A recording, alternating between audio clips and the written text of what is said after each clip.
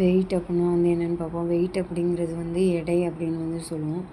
Wait is the force exerted on a body by gravity usually calculated as W is equal to mg.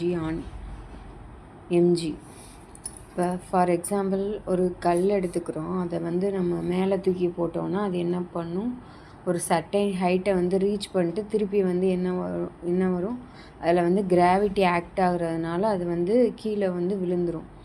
சரியா? இப்போ whole மாஸும் வந்து என்னது கீழே வந்து accelerate ஆகி கீழே விழுந்துருதா. அப்போ அதை தான் நம்ம என்னென்னு சொல்கிறோன்னா வெயிட் அப்படின்னு வந்து சொல்கிறோம். இப்போ வெயிட் ஈக்குவல் டு m/g.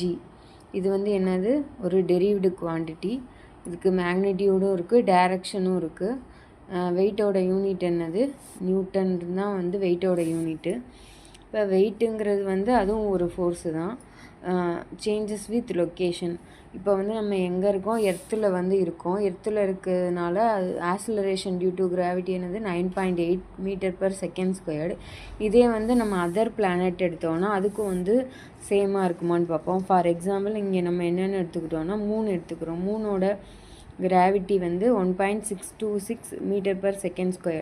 இப்போ வந்து நான் வந்து என்னோடய வெயிட் வந்து 60 கிலோகிராம் இருக்குன்னா, இதே வந்து நான் வந்து மூனில் வந்து இருக்கேன்னா என்னோடய வெயிட் வந்து என்னவாகும், ரெடியூஸ் ஆகும்.